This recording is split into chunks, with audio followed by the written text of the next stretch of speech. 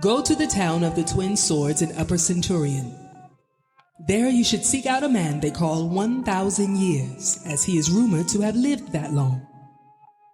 He is a monk that practices the way of the Widowmaker, so be careful. Your wife has been staying with him and his fellow monks. I warn you, she will have no memory of you. And now, Thamro.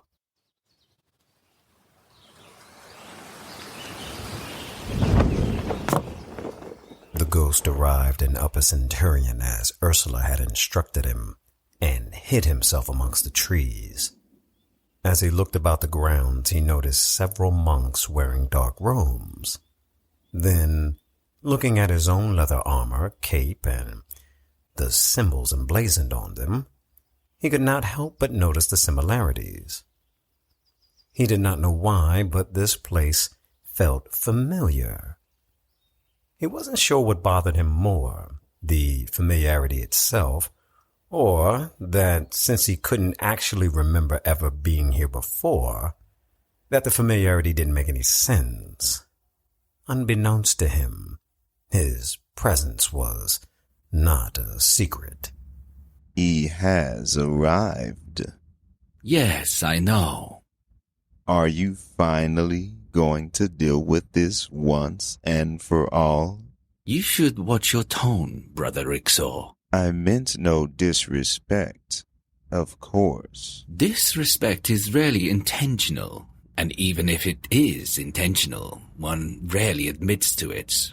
However you meant it, Rixor, I do plan to deal with this utmost finality, but in my own way, not anyone else's. Which means you will not kill him? That's not what I said. I said I would deal with it in my own way. Clearly he is here because someone sent him to us. One does not randomly happen upon the sanctuary of the agents of Thorn. He was told to come here. By Ursula? Most likely, which is why we need to tread carefully. Our allegiance is to Orion. Do not forget whom we serve. Orion was considered the god of the fifth hell, also known as the Torso.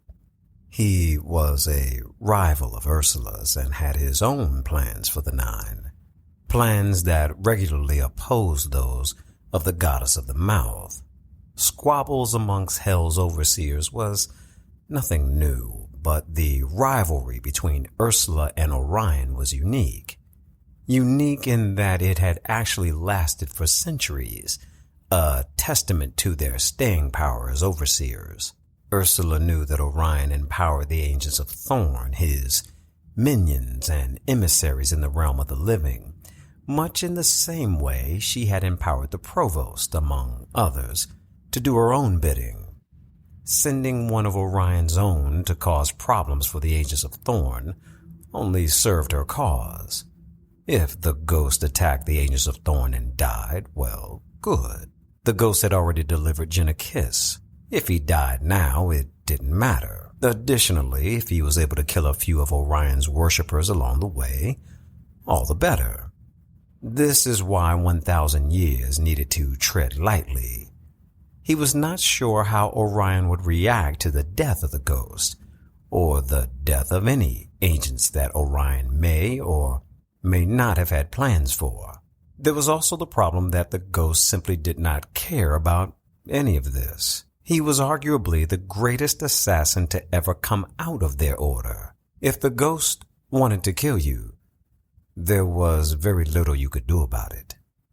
This was a problem, and one that he could not easily solve. The only reason he would be here is if he had knowledge that his wife was alive. Impossible.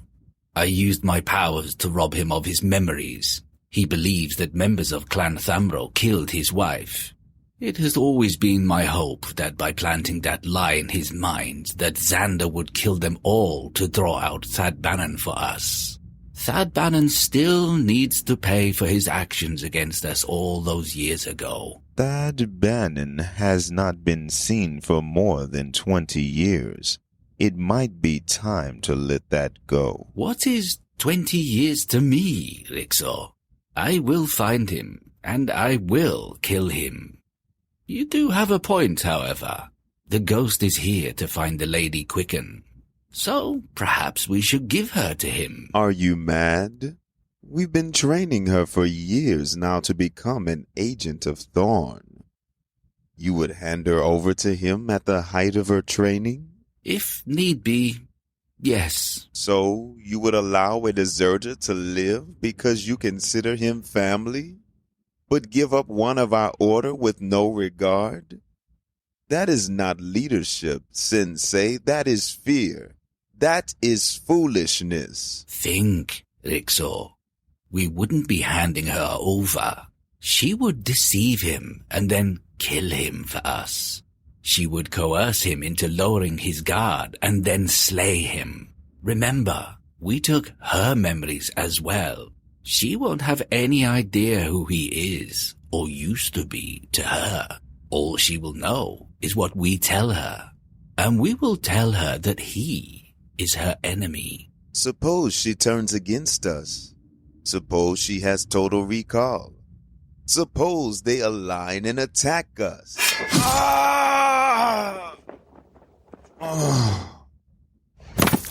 Suppose I just killed you and end this useless debate.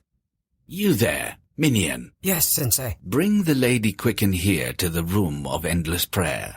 Make certain Xander Temujin sees her walk in here. Go, quickly. Lady Quicken was rushed from her quarters to the room of endless prayer. From a distance, hidden amongst the trees, the ghost saw her and recognized her instantly. He left his perch and began making way towards the large temple he saw his wife being taken into. He eased his hands towards his daggers, expecting resistance, but the monks there gave him a wide berth, allowing him to walk unopposed into the sanctuary.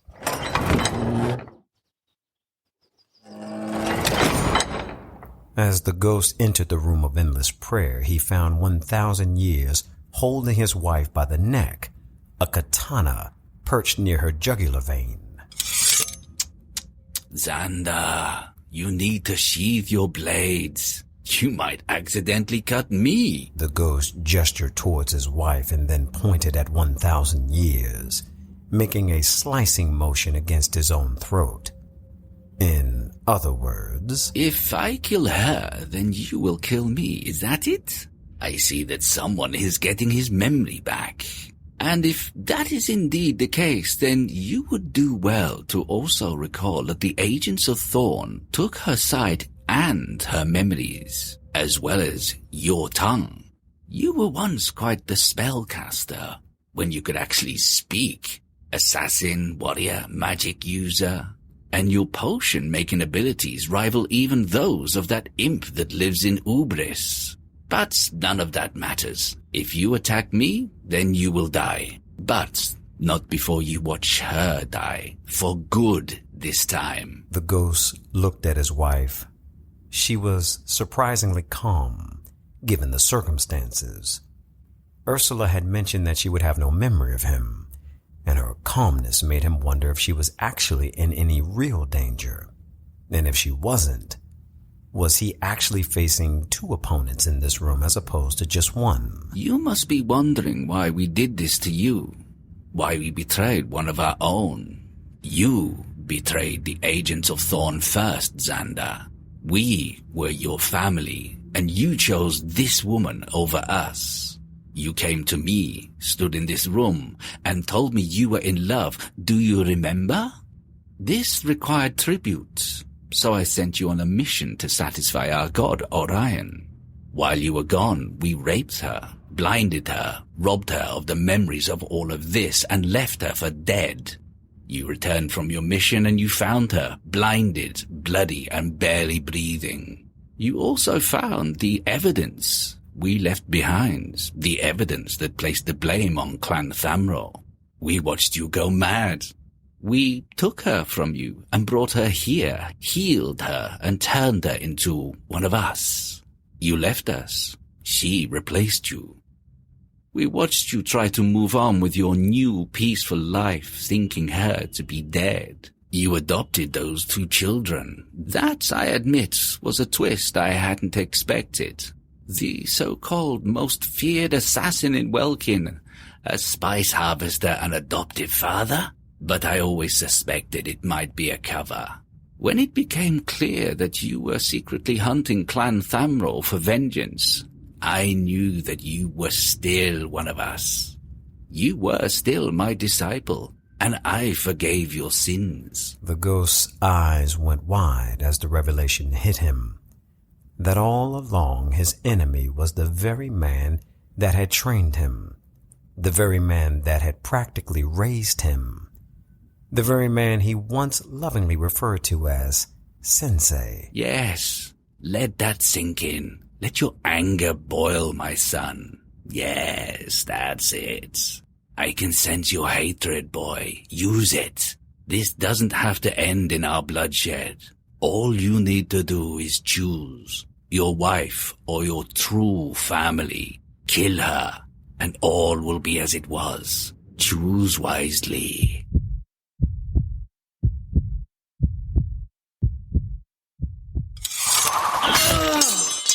Quicker than a blink, the ghost hurled his daggers and sliced 1,000 Years' hand clean off. He swiftly moved Lady Quicken to a safe distance and returned his attention to 1,000 Years. But the man had vanished.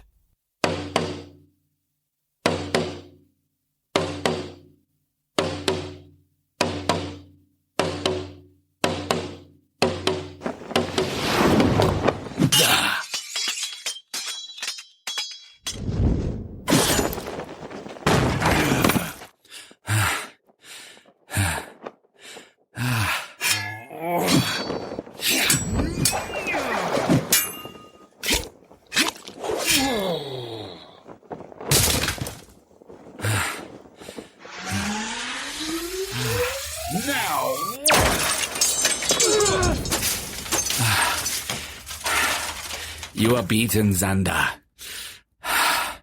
And now you're going to watch your wife die before you join her in hell.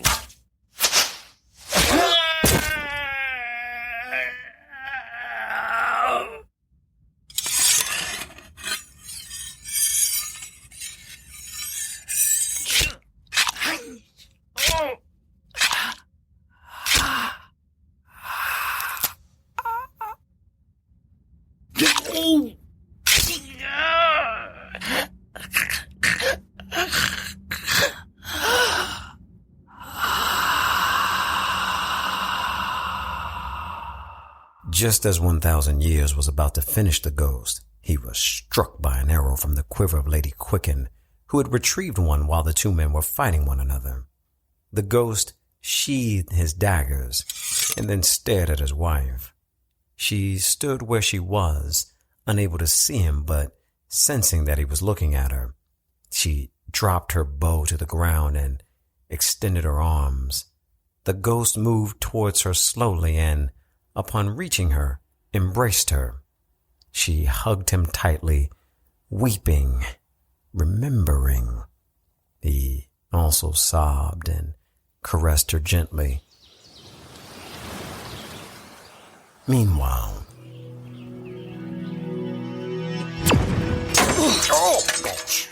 I gotta say, not your best teleport there, Hoss. are you in one piece? Are all of your limbs and plague-infested lady parts intact? Are yours? My point is that any teleport that one walks away from should be considered a success. I think I might puke. You okay, Thad? I'm not used to the teleport. Rookie. What's next, Ollie? You're the one who talked to Elyon. What are we doing here? Wherever here is. We have arrived in Upper Centurion, in a town called the Twin Swords. Things are as I feared. What do you mean? Do you see the large temple there in the distance? I'm back. What'd I miss? Lord of the Fossils here was explaining what we're about to go in here and kill. All I see are a bunch of people wearing black robes with some sort of red sim. Yes, it seems you have understanding now. Yes, but I don't. I'd like to know what we're supposed to be gasping about. Is that the ghost? Magnificent, is he not? The songs the bards sing about him are absolutely absurd. And yet, I do not doubt them. Have either of you seen him before? In person, I mean? If one encounters the ghost, my dear, one generally does not live long enough to tell that story. I do know of one man who fought him and survived, so he claims anyway. What about you, Thad Bannon? I have. I don't fear that many things, but I have a healthy fear of him. Yeah, you'll get no judgment from me. Far be it from me to deny either of you a healthy dose of fear, but this is something we will need to get over. Ursula will be a much larger challenge for us to overcome. Oliver is right. If we cannot take down the ghost, we may as well go home. 1,000 years is no walk in the park either. Maybe we don't actually need to fight the ghost. I mean, why is he even here? As I told you before, the ghost was a part of this group, a monk within the Agents of Thorn. Things went south after he had a disagreement with 1,000 years. His wife was murdered as a result. So I'm told anyway. Sounds like you know a bit more than you're sharing, Thad Bannon. Another time, perhaps, my friend. But now we need to figure out how we take down 1,000 years and avoid being victims of the ghost. 1,000 years falls first, and then we worry about what comes after. I'm not sure which outcome I'm rooting for if those two are crossing blades. Perhaps they will do us the kindness of murdering each other? We can cross that bridge when we get to it. Our more immediate problem is the 30 or so monks walking the grounds. I doubt they'll just step out of our way and let us walk into that temple. I have a spell for such an occasion as this. Temporary invisibility. It will require you to hold your breath, however. Do either of you have any difficulty doing that for an extended period of time? If not, then all we will need to do is to hold it long enough to slip past the monks. What do you figure the distance is from here to the temple door? Why can't we just teleport in there? Oh, are you suddenly a fan of my teleportation now? I thought my skills had significantly diminished, or so you implied earlier. Well, that was before we had a bunch of ninja monks to fight. Anything can happen between now and the door. Teleportation simplifies things. Not really.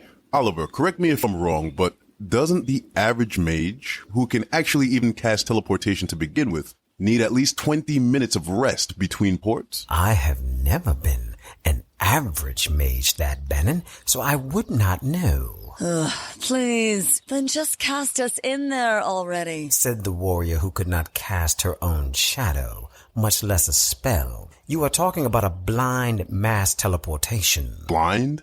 Blind how? I have never been inside of that temple. Teleportation is risky as it is. Trying to move all of us to a place I have never seen is no small matter. Further complicating matters is the fact that I am now reduced to using magic dust to achieve the necessary power to even execute that spell. When I wielded the essence Ursula provided, this would have been child's play. But not now, I'm afraid. We could end up rematerializing inside of a wall, or worse, as one being. He has a point. What if you cast the invisibility spell on yourself, snuck in there, and then teleported me and Thad in after you? To do that, I would still need to perform a blind port first. Not to mention the fact that casting it again would require breathing, which would render me visible to either 1,000 years, who is, I don't know, the oldest living blood mage, or the ghost, the most feared bounty hunter in all of Welkin. And did you miss the whole part where I mentioned that my powers were limited to the dust in this pouch? You know, if you cough, they'll drop. What will drop? The balls you seem to have lost. The debate around how to move most quietly towards Widowmaker Temple was suddenly interrupted by the unsheathing of cold steel. Thad Bannon eased his hand towards his own weapon as he, Angelica, and the provost found themselves surrounded by no less than 12 agents of Thorn. Our heroes steadied themselves and made eye contact with each other, no words being spoken. The provost and Angelica, for all their constant bickering, were like a hand and glove when fighting against a common foe. A lesson the agents of Thorn were about to discover.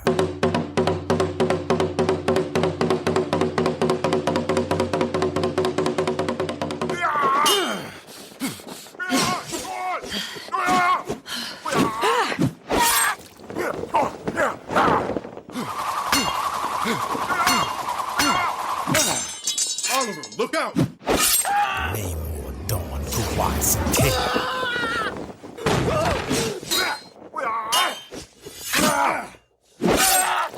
Angelica, behind you!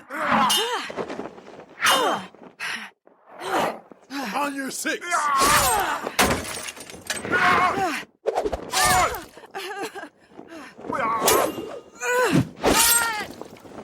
Nice miss. I don't miss.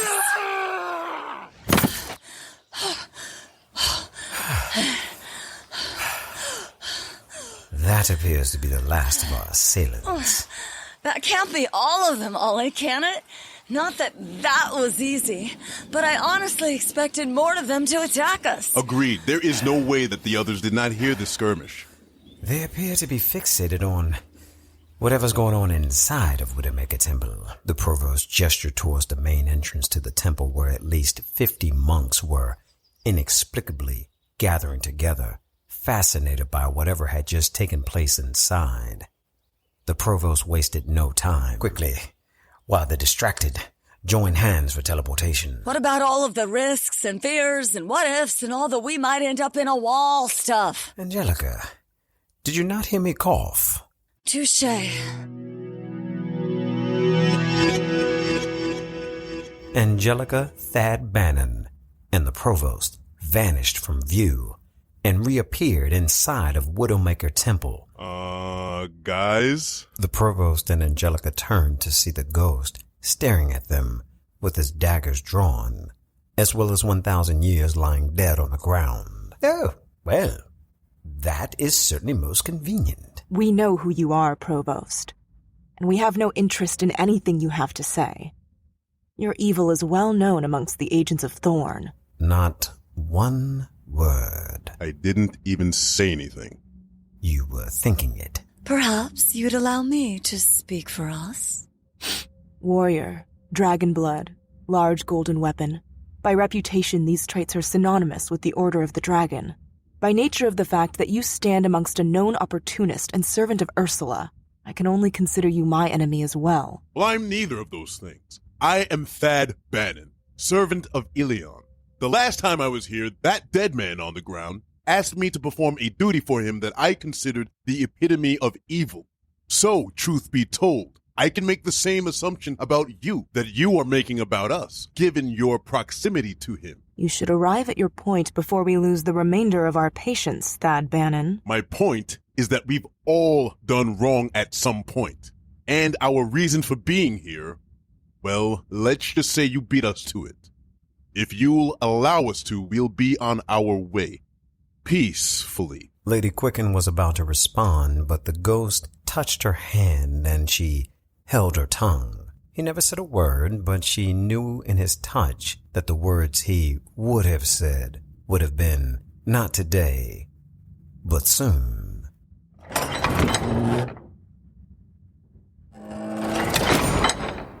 Several hundred members of the Agents of Thorn were standing outside of the temple when Angelica, the provost, and Thad Bannon stepped outside. They stared at the three of them, but more so through them, actually, than at them. Angelica asked the obvious. Ollie, what's going on with them? They sense that power has shifted among their order. 1,000 years held sway over these monks and their ancestors for centuries. Power has now shifted to the ghost and his lady friend. I don't understand. Because they killed 1,000 years? The way of the Widowmaker is an ancient religious practice. They adhere to the old ways. One keeps what one kills. I can only wonder if the death of 1,000 years actually makes anything better, or if matters just got considerably worse. We should discuss these and other fascinations at a safer distance. For the first time, we are aligned, Oliver. Let's move. As the trio began moving, the Agents of Thorn provided them a narrow berth. The Ghost and Lady Quicken stepped out to observe them as they walked away. Myrmidons, I think this might just be our lucky day. Ollie, who is this loss? Patroclus, it's good to see you again. What brings you here to Upper Centurion? You know that isn't my name, Thad. My name is Achilles, and I could ask you the same thing. I must say, though, it's good to see you. How long has it been, anyway, since you blinded me for no reason? As I recall, you took your cousin's armor off of his warm corpse and proclaimed yourself the leader of the Myrmidons. When we dared to suggest having a vote, you attacked me and I defended myself. Shortly thereafter, I came to this godforsaken place and committed an act so heinous that I exiled myself for 2 decades. All so that you could see me today, to more easily threaten me, it seems. And these two? What are they doing with you? We don't have to tell you anything, Patroclus. My name is Achilles, and the 30 swords you see surrounding you, they say that you'll tell me whatever I want you to. Do you know who I am, Myrmidon? Oh, we all know you, Provost. Then you know that I can kill all of you with less than a gesture. I know that if you could have, you already would have. I know that your knees are banging together under that gray robe of yours. I know that's not a bag of powder on your rope belt. That's magic dust.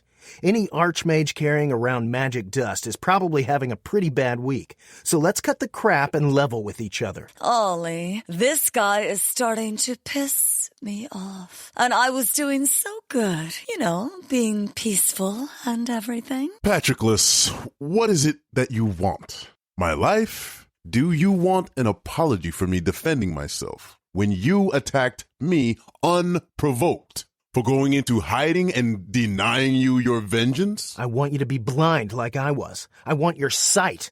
I want your humiliation. I want... Blinding him will not bring you the satisfaction you crave. Trust me, revenge is always empty. What you want is love, plain and simple. And what do you know about love? We all know the only thing you love is power. You are not wrong about the old me. This is not who I am anymore. What I believe Oliver is trying to say is that doing these things to me will not fill your soul. Forgiveness, letting go of your anger, perhaps that will? Perhaps running this sword across your eyes will fill my soul. Then do it. I would rather enter Elysium completely blind than to live another day as your enemy. I will not defend myself this time. Do as you please to me. We don't have time for this. Thad ignored Angelica, knelt down and closed his eyes, raising his hands toward Elysium. He began whispering to himself. What are you doing? He is praying, young one.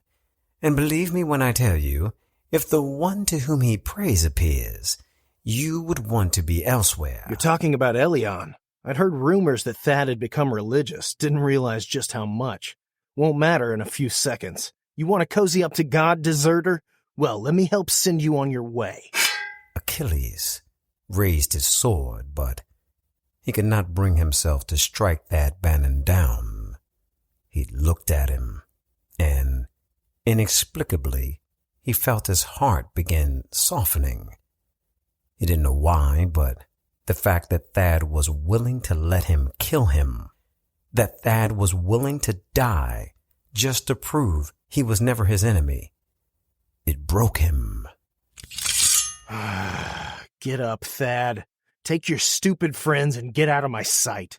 Anybody you come across, you tell them that Achilles let you live when he could have killed you. Understood? I understand, but since I have you here, and since we do have a larger problem, I was wondering... You're not seriously about to ask me for help, are you? Actually, yes, I am.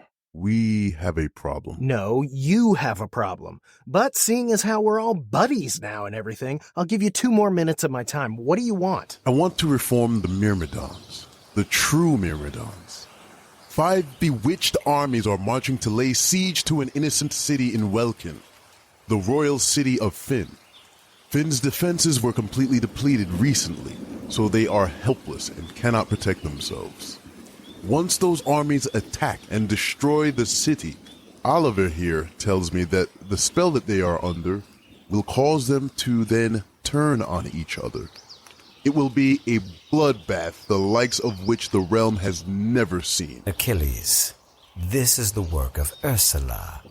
Angelica and I plan to travel to the 9 Hells to face her in combat. We believe that by defeating her, we can end the bewitching of these armies and stop a senseless war from ever starting. Unfortunately, however, the army of Gath is already at the gates of the city preparing to lay siege. Without defenses, the entire city will fall, and innocent people will die. But if the Myrmidons were reformed, you could serve as the defenders of the city while Oliver and I deal with that bit. Language, Angelica. We are civilized. While Oliver and I deal with that less than pleasant woman. Get the team back together, save some innocent people, kick some butt. I like it. One condition, though, Thad. The Myrmidons follow me. I lead us, or there's no deal. Listen to me, Patroclus. True leadership is not about being in charge. True leadership is not about your title. True leadership is about your sacrifice. It's about giving up your own chance to be affirmed so that others can shine brightly. You want to lead? Fine, then lead. If you become a leader that people actually want to follow, then we will run through a wall for you. If you want to wear your cousin's armor and take on the mantle of his name, then be the type of leader that he was. Rule me well, or I might find myself back here asking that new maniac in the temple to heal some other part of your body. Is that clear? Crystal. Good. Then lead on, Achilles. Myrmidons, mount up. We're going to save a city. Aw, they're besties again. It's so cute. Leave it to you to completely ruin that moment. It's a gift. Now then, you and I need to travel to one of the places where I can open a portal to the 9. I'm not certain I can enter since I am still alive, but we will figure that out in due time. Sadly, these events will deplete my supply of magic dust. I will be no good to you in the 9 without my powers, and Elyon has not revealed any new gifts to me. You trust Elyon, right? He loved me and forgave me. He changed my life. He could have killed me without much effort, and yet here I stand. So yes, I would say that I do. Then trust that he chose you for a reason. He will empower you when he's ready. Until then, I've got your back, okay? I won't let anything happen to you. You are a good friend, Angelica. Thank you. Are we having a moment? It feels like we're having a moment. Aw, I love you too, Ollie. Be silent and don't touch me. Sorry. Is the moment over now? Yes, that is quite enough of that. Let us go. The provost and Angelica vanished from view. While this was going on, Thamro, Jenna, and their new friend Bilsby were still prisoners in a caravan of the collectors, Sindel, and Baal Khan. And who was that mysterious figure that was watching them? Fear not, gentle listener. The answers are coming in the next episode of Thamro.